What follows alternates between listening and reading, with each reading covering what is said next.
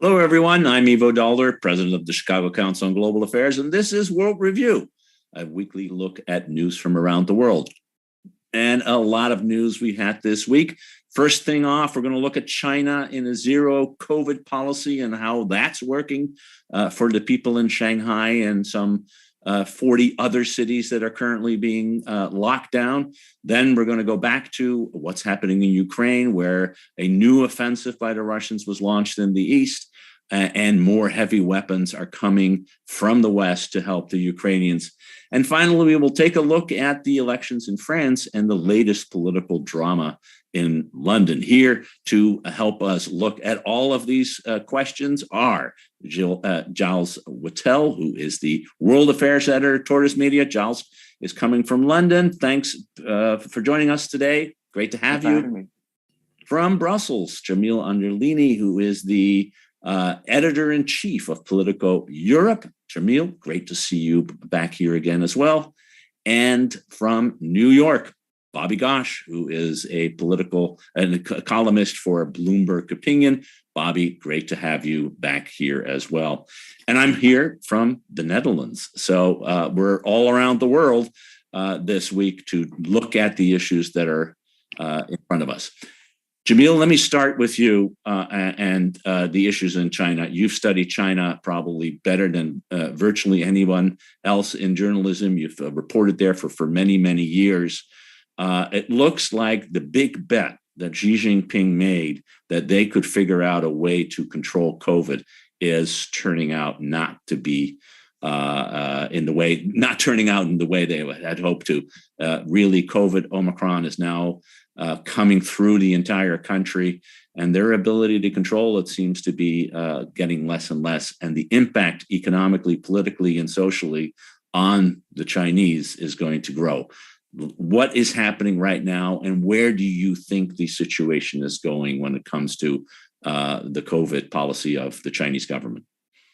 Yeah, thank you, Ivo. I would say thank you for the kind words. It's not true. I've maybe spent one of those people who've spent the longest studying China, but I wouldn't say that's equated with quality or insight, perhaps. But anyway, I've spent my whole adult life living in China and covering China, so I have some views. What I'd say is that if you look at what the latest that came out over the last couple of days from particularly the Shanghai government, where we're most focused at the moment, where 26 million people in full lockdown, struggling to get enough to eat. It's quite a unfortunate situation, somewhat of the government's own making. But if you listen to what's coming out at the moment, they appear to be doubling down on this zero COVID and on these very tight restrictions. And so the latest overnight that I saw was the government saying, we're actually going to take people, if we get cases of a certain number of cases in a housing complex, we're going to take everybody out of that housing complex, we're going to put them in camps, and we're going to disinfect their whole houses. So they've told people in those housing complexes to leave their cupboards open, for example, so that the government can come in and put some horrible, nasty disinfectant, which in other countries, there isn't strong evidence that we haven't seen strong evidence that like sort of spraying disinfectant on surfaces is killing COVID, successfully. So yeah, they're doubling down. Now, in my opinion, they don't have much choice. So from the West, this looks like absolute madness of what is going on. You have to understand that, first of all, the health system in China is completely broken.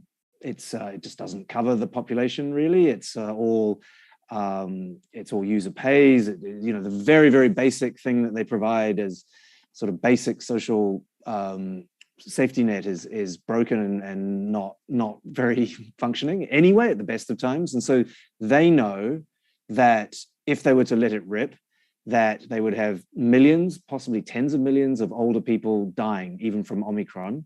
And it's particularly bad because the vaccination rates are still very low, partly as a result of them keeping, the Chinese government keeping COVID out of the country for so long, and partly because the Chinese government has made a decision not to use foreign vaccines. And so it's used these domestically produced vaccines, which are not very effective. And so it doesn't look rational. Why are you starving your population? Isn't that going to cause a revolution? Well, killing all the grannies and granddads probably more likely to cause that revolution, which is why they will take the decision, I think, and they will double down and continue to double down on this zero COVID, because the alternative is so much worse.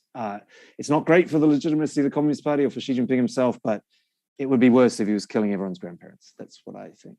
So, Bobby, pick up on that point, because, for the past 2 years, Xi Jinping and the Communist Party has look, the rest of the world doesn't know how to deal with COVID. They're absolutely terrible. Look at the United States, and they have not the lockdowns. There's so many people dying, and we've got it under control.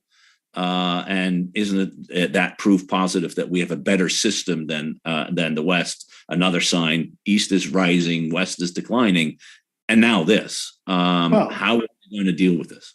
Yeah, and it's not just that it is that it's a bad look because it's happening in China. It's especially bad because it's happening in Shanghai.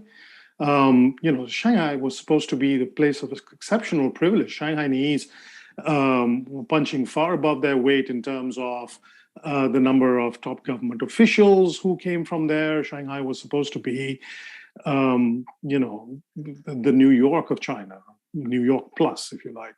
And the fact that it's happening in Shanghai must be exceptionally galling for Xi Jinping and people around him. And it sends a really, really bad message across the country. If something like this could be happening in Shanghai, then what are the chances for much smaller towns and cities? But, to Jamil's point, the alternative is so much worse that he's got to take this one on his chin. The prospect of tens of millions of dead grannies, not even in the Chinese system can a political order survive something like that.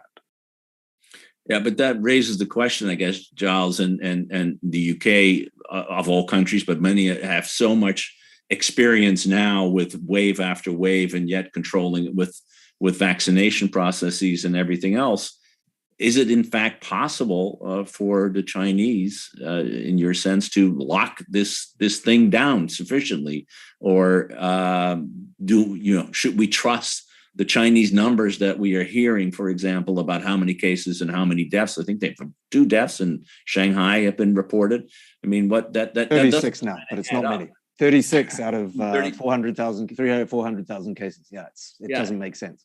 So I mean, there is a question of the credibility of the government, not only about how they have dealt with it up to this point, but down the road, are they able to maintain it? How does a society like this deal with the reality that you have a deadly disease that is going to infect most, if not all, of the population at one point or another?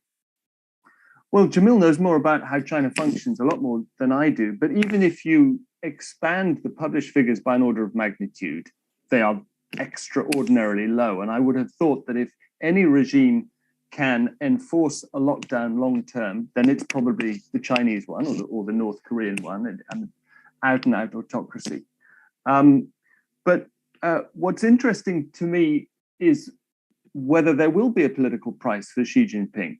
I was always struck by what your colleague, former colleague, Leo Lewis used to tell me, which is that the narrowness of the margins that the Chinese political leadership operate on, contrary to what many in the West think. And if he's now stuck between a rock and a very hard place, namely Shanghai residents screaming for food because they're locked in and they're not allowed to get it or get access to their children, or on the other hand, the nightmare scenario of tens of millions of dying grandparents, then can he still expect a smooth transition to his third term, the next phase of his life presidency? I'm not clear on the dates. Apparently, it starts technically next March, but there's a tremendous transition process between now and then. Is it wishful thinking to suppose that process might be derailed by this? Yeah, no, it's a great question, Giles and Jamil. I think put on top of that, what is likely to be the economic slowdown of the Chinese economy, because you can't have it both ways. You can't have a city and a country locked down and then also have production go up. So if you have a slowing economy and you have questions about how to deal with COVID, what is the impact on the legitimacy of the leadership, and indeed on Xi's desire to be reelected for another 5-year term as part of his lifelong, forever for life leadership of the Chinese Communist Party? Yeah, I mean, look, I think that first of all, so it'll be probably, they don't announce the dates yet, but it'll probably be October, November, probably they'll have the 20th Party Congress.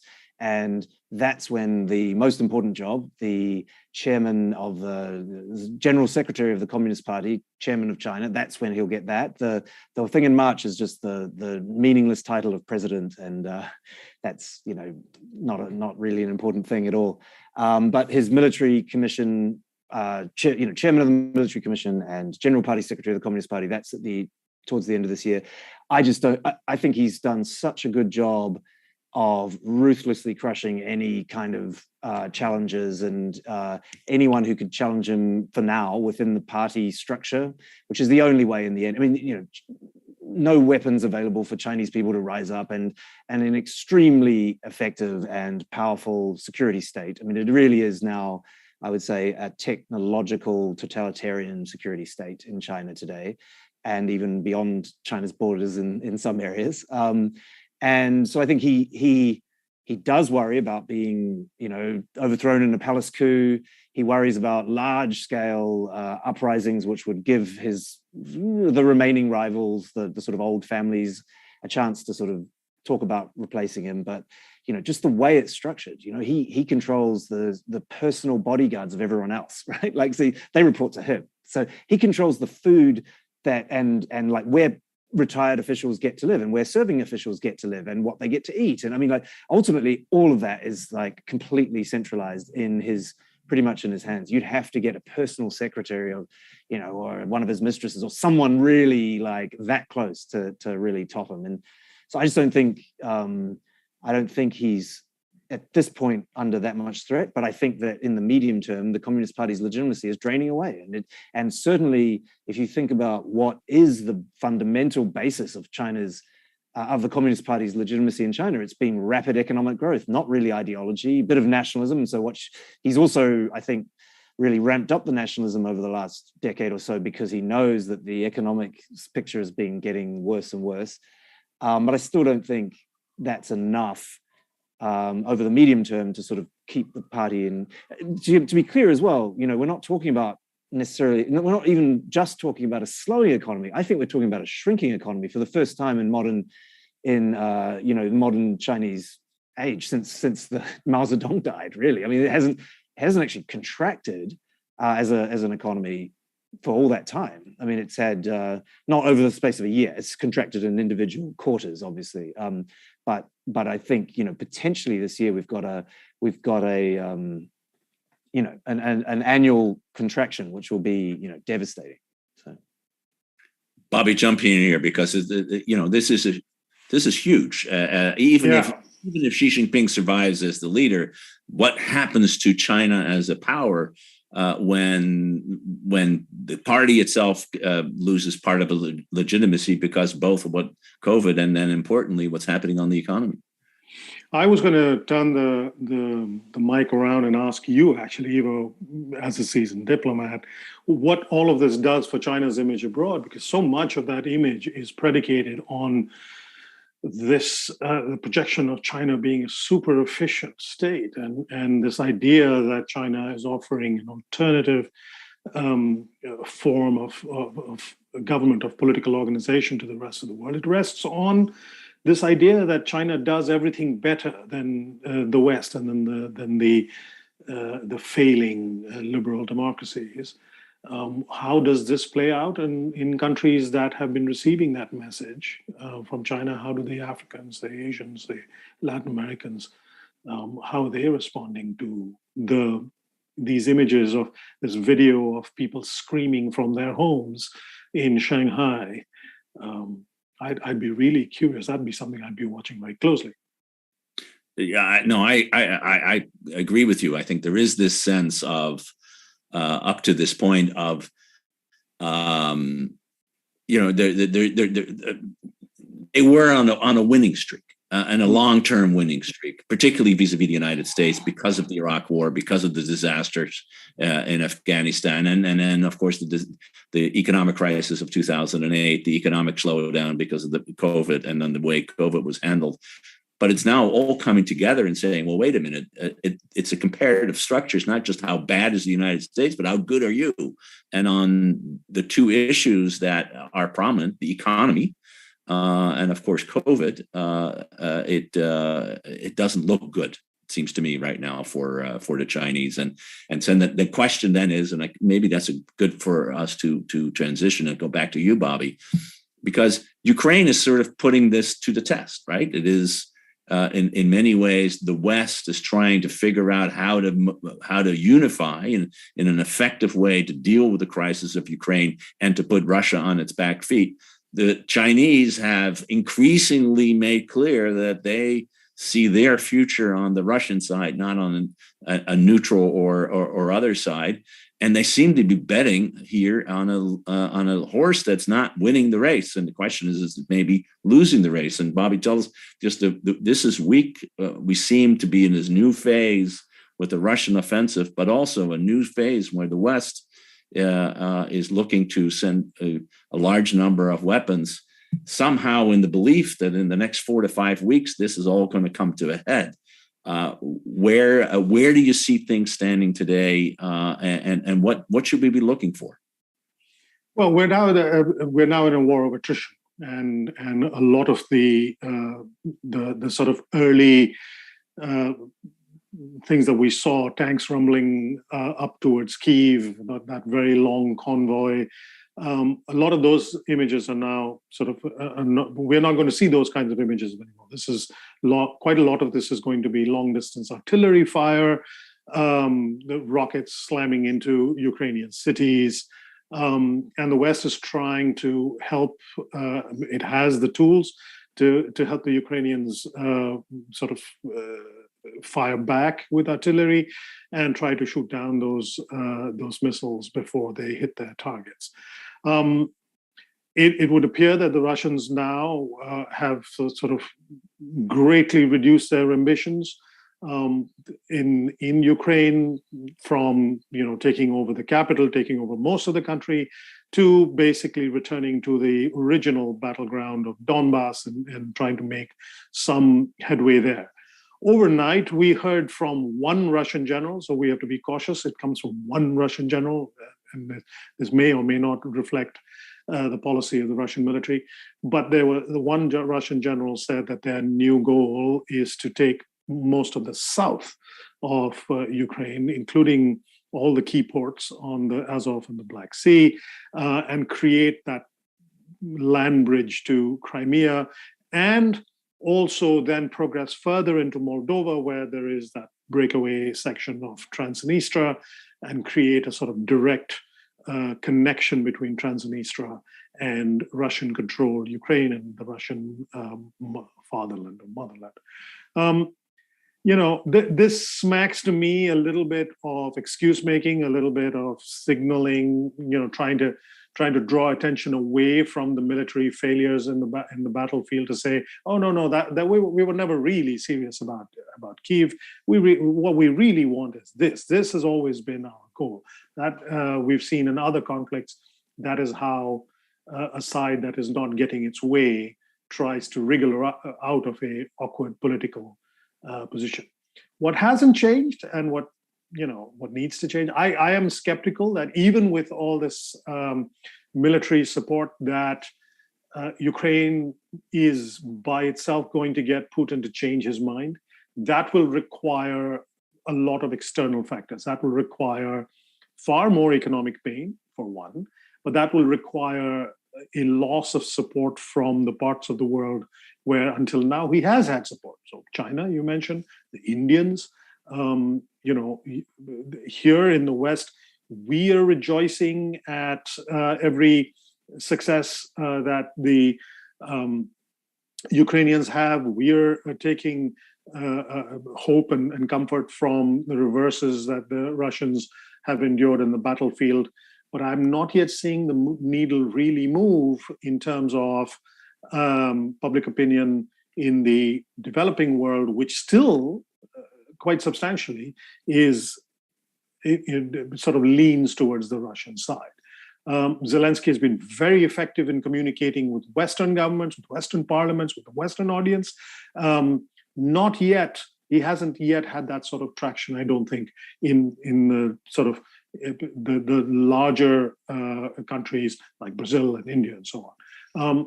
Certainly not with the governments of those countries. So this could, and my sense of it is that this war of attrition will now drag on for a very long time.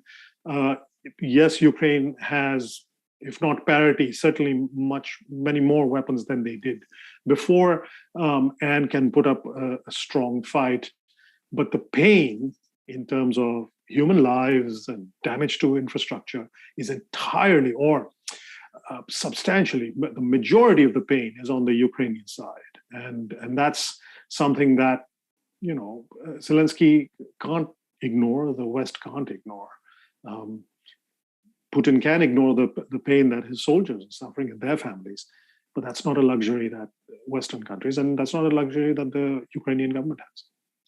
No, I think you put that well, and I think it shows how difficult even analyzing what's happening today or tomorrow is going to be, because there's so many factors. And Giles, I don't know how much you're talking to the folks in London about their assessment of where this war is, and British Defence Ministry and intelligence service have been pretty good so far, both in terms of predicting what was going on, but I would also say in reporting their assessments, which have, in my sense, have been pretty accurate of the war as it went on. And one of the things they stress, and you keep hearing, is that morale and the capacity of the Russians to put together real combat capabilities to fight on an offensive sense is very, very, very low.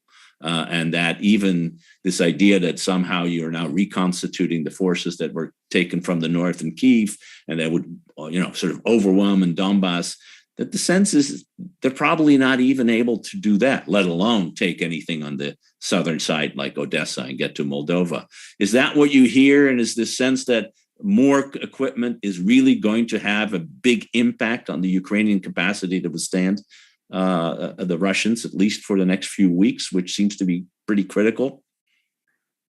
Well, I'm as stunned by anyone as their ability to resist so far, and as persuaded as anyone by the ability of the Western kit that's getting in to inflict damage.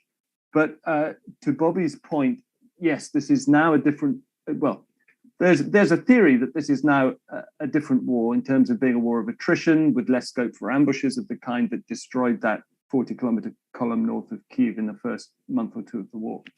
But it's also a war of logistics, and the optimistic theory about the battle for Donbass, which to an extent is followed by the UK military intelligence briefings, is that the same logistical failures that marked the first month of the war will persist in Donbass. It's the same army, as you say, many of them the same troops have been reassembled. I do worry, though. We've hosted conversations involving people from the IISS and the Royal United Services Institute who've made a career-length study of the Russian army, and they make the very simple point: this is an artillery army, and once it becomes a war of attrition with artillery the principal weapon, then we're not talking about smart weapons. They're not going to run out of artillery shells. Whereas from the other side, there's a constant race to get enough in from the West. And the damage, the nature of the damage done by these rolling barrages is so traumatic that I worry that the very, very brave troops who've been dug in for 8 years in Donbass may have to fall back. There are two other significant concerns as well, which is, we don't talk about it much, perhaps enough, whether Putin will escalate to de-escalate. Is the West saying enough in advance to deter that, whether it might be a tactical nuclear weapon or chemical weapons? And then the big concern, of course, everybody refers to it, and you have to remind yourself daily, I think, is the power, that the colossal, overwhelming success of Putin's propaganda at home. So that not only is there not a structure or a circle of close advisors who could turn on him, equally, the chances of mass demonstrations of an August 1991 style defiance of the military, or the military swapping sides in the cities of the heartland, is also inconceivable. So it's back to your original point about weapons and what works. We're in a really tense moment now to see whether the equipment being shipped in, as you say, from where you are, Ivo, but also in larger quantities from the States, can do what's necessary to stop and push back troops that are painting the map red. Just one final point, of course, and we have to remember this: driving a tank across a flat piece of land does not equate necessarily to holding it.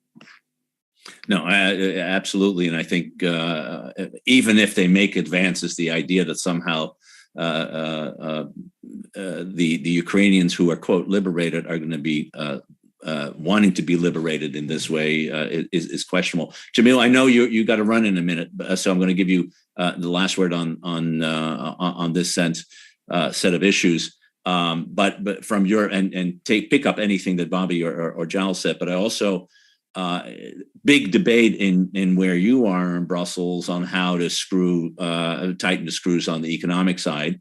There's this moment that we're waiting for the French election to be over, apparently, before there can be a real discussion on oil sanctions. But that seems to be real. And are you also sensing that there is a continuing willingness in Brussels, in Europe, to think about how do we bring the Russian economy to the knees in order to help Ukraine ultimately win this war? Yeah, I think there is, and it's coming in waves. So you have sort of German, Austrian, other countries resistance, and then like the outrage level will rise here in Brussels, and then that kind of resistance crumbles a bit, and then there's another line of resistance. I mean, I'm talking, politically, of course. It is fascinating. As you know, Ivo, I only moved to Brussels last October, but it's already very apparent to me how quickly things have changed and how just really the whole paradigm here has completely shifted. It was sort of shocking to my much more experienced colleagues, the real experts in our newsroom here. It was really sort of a shock to them how, defying all expectations and all predictions, how quickly the European Union responded with sanctions and how serious those sanctions really, really were. And then how quickly Germany has sort of reversed the decades of what many people would describe as accommodation, at least, with Russia. And so it's really fascinating to watch how quickly everything's changing, how the mind shift is changing. I mean, even Madame Le Pen, who is probably going to lose the second round of the French election on Sunday, but maybe it's a very long shot, but she's probably going to lose. But even she sort of had to really say, like, I'm not, actually, I don't really, Ukraine has changed it all. I don't support Putin anymore. I don't think Russia's cool anymore. And she spent, she took loans from him from Russian banks for her campaigns in the past.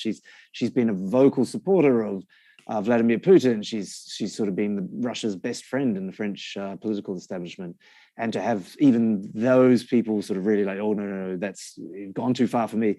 It's a really stark change, and it's fascinating for me as a newcomer in this part of the world to watch things change so rapidly. And fascinating. Jamil, I know you got to run.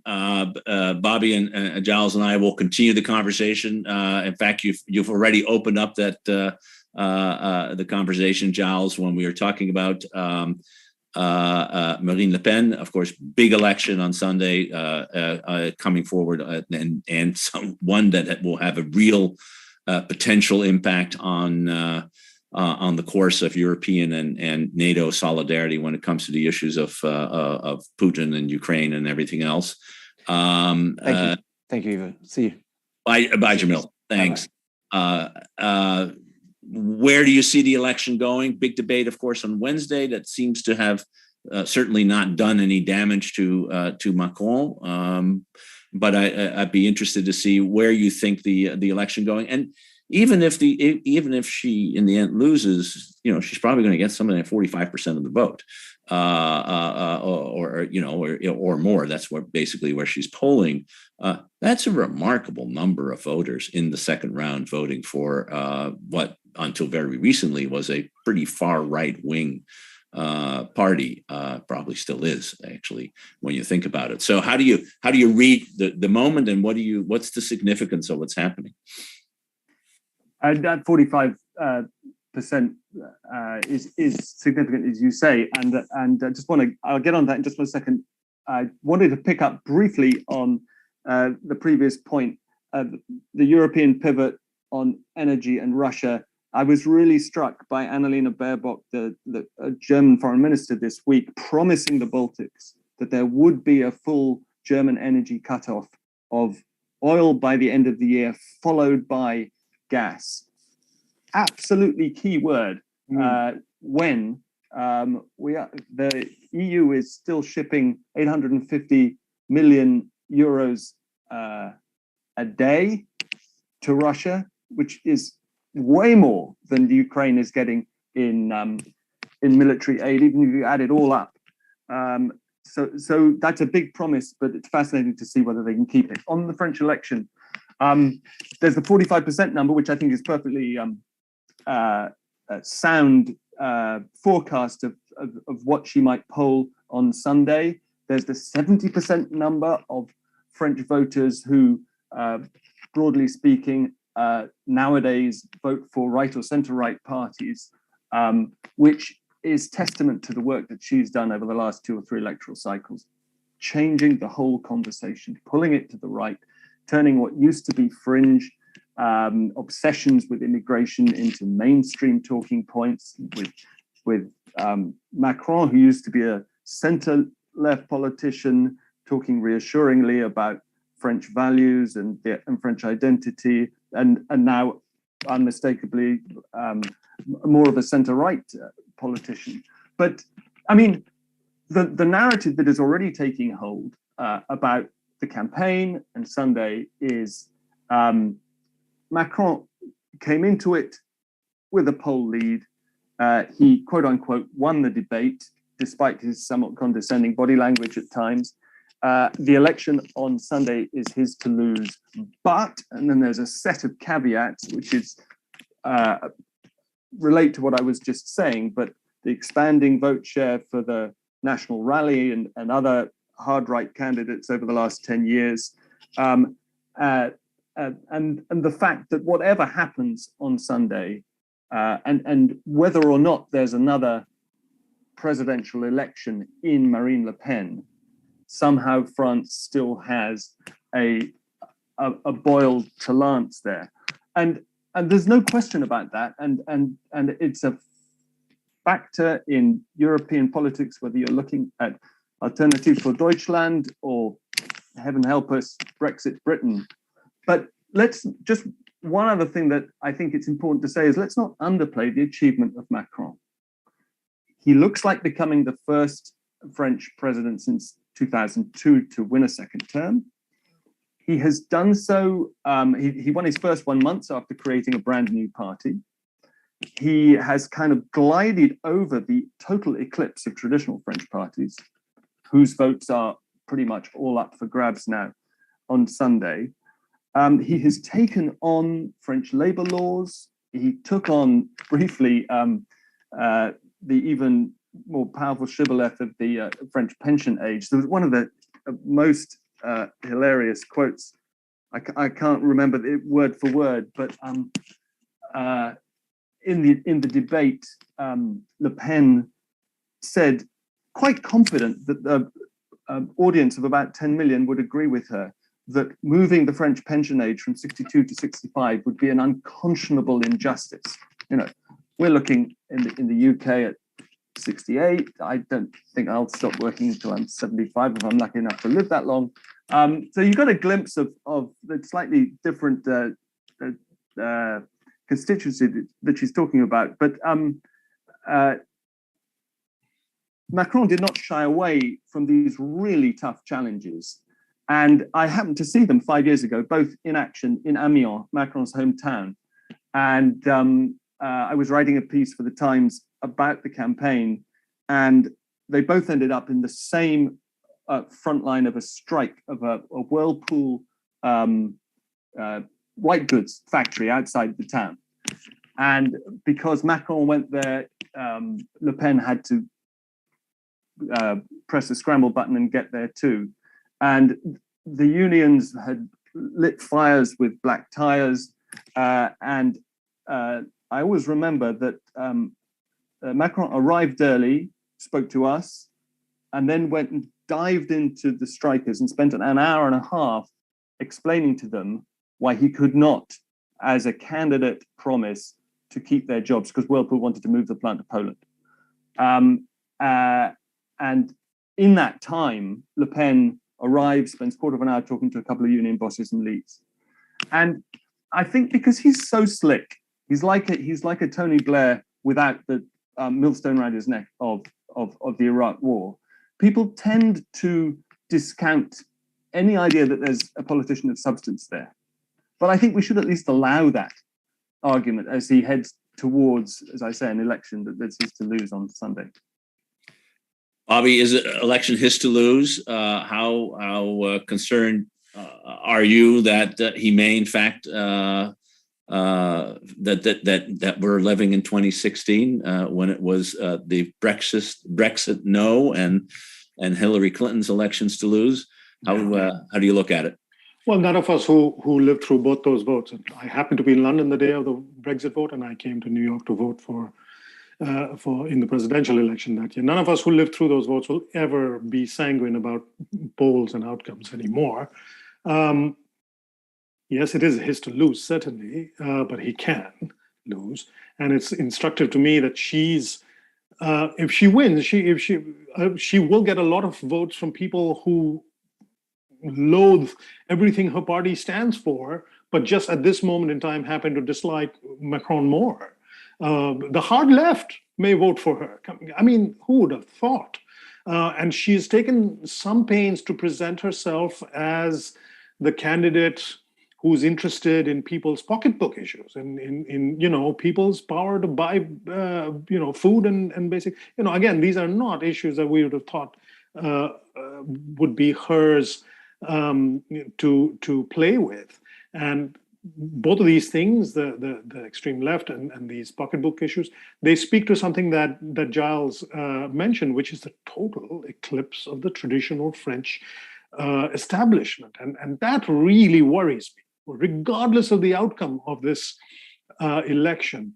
Unless those establishment parties can find some foothold to come back into parliament, we're going to see a lot of unstable politics in France for years to come. It'll be very hard to see, yes, Macron may win the election, but it'll be very hard for him to govern if he has to constantly deal with flamethrowers from the left and the right in parliament. So the fall of the traditional left and right parties sort of got glossed over after the first round of the elections because everyone got so anxious about Le Pen, which often happens. But let's not forget that the big lesson from the first round was that those parties have vanished almost, and unless they can make some sort of a comeback, I fear that even a Macron victory will not mean stability in French politics. I think you're right to point out, just to put a couple of numbers in front of our viewers from that first round. So you take the far left and the far right together, they're at 52%, right? If you take 22% for the far left, and then the far right had about 30% together. And if you take Macron, who does not represent a traditional political party, he found his own political party 5 years ago, in part, and it's in some ways a party of personality. You take him, you're at 78%. of the vote that goes to, and the socialists, where were they? 4%? Was it 5%? And the traditional Republican Party got 6 or 7%. I mean, that is it. And if you then think about, you look the same in some ways what's happening in Germany. We talked about this when the German election was going. The traditional Christian Democratic and the Social Democratic Party would together have something like 75 to 80% of the vote. They had barely 50% in the last election. And there is this trend in European politics, in some ways in American politics too, where we have two parties, but they don't represent themselves because of they don't have any unifying mechanisms, that where the extremes are taking hold, individualism is taking hold rather than strong political parties. It's rare to see strong political parties being left over. There's one exception, and Giles, maybe we could end on that point. It turns out that having an 80 vote majority in the British Parliament is enough to keep in power a prime minister who was caught lying to Parliament, among many other things, after having recently paid a fine for violating the COVID lockdown rules. You said this much last time you were on, or one time before that this would happen. But what does it do for British politics writ large? And I think there are elections, local elections in Britain also in May. How is he may survive as prime minister? How is the Conservative Party going to survive his prime ministership?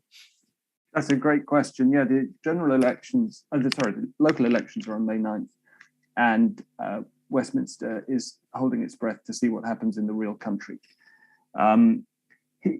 His parliamentary majority has held firm. His authority, though, and by the way, there is no chance of a move against him by his own MPs before those elections. Afterwards, all bets are off. His authority in the party and in the country is now spread pretty thin. It is not hard to find powerful backbenchers, junior ministers willing to say, for example, quoting one of them this morning, a vote of no confidence in his premiership is a matter of when, not if. Many in the shires, in the Conservative associations, in the constituencies that will, and councils that will be up for grabs in May, are saying now's not the time, which is not the same as agreeing with him that he will necessarily lead the party into the next election. I remain a little depressed and persuaded that this slippery piglet, as one of his critics has described him, will slip all the way through to the next general election, partly because he has surrounded himself with what, as we would put it, second 11 or B team political operators, none of whom are very persuasive successors. There is no shiny equivalent of Macron ready to take him on within the party, or frankly, from Labour.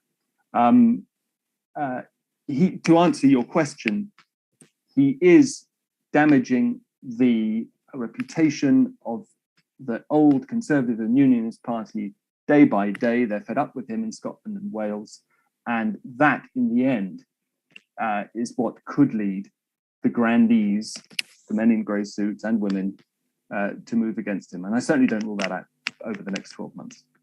Well, but you're a longtime observer of the politics in Britain, having spent so much time of your life living there. It's remarkable how he has survived this long when you think about it, after everything that he's stood for, including that Brexit was going to be a good deal, which is a little harder to believe.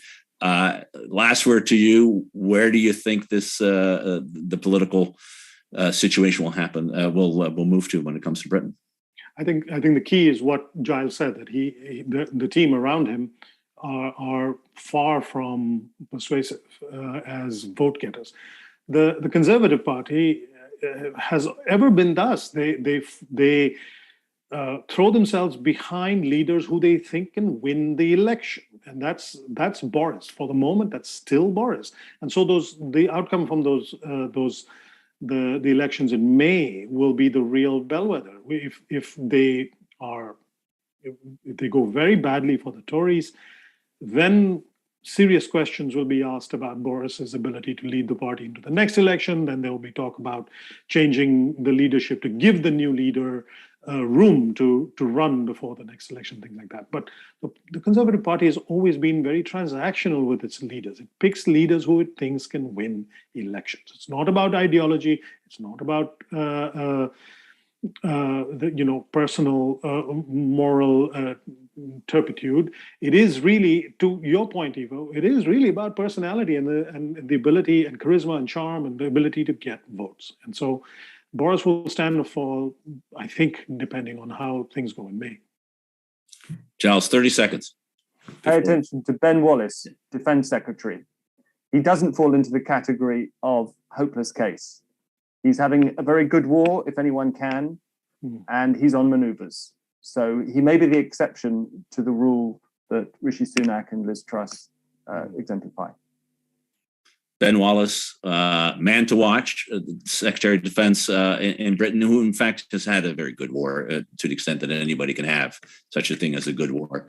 We'll be back watching French elections, British elections, and of course what's happening in China, in Ukraine, and all over the world next week with another edition of World Review. In the meantime, I want to thank Giles Whittell, Bobby Ghosh, and Jamil Anderlini for joining us this week. And I want to wish all of you who have been watching for tuning in. Thanks for tuning in. We'll see you again next week for another edition of World Review.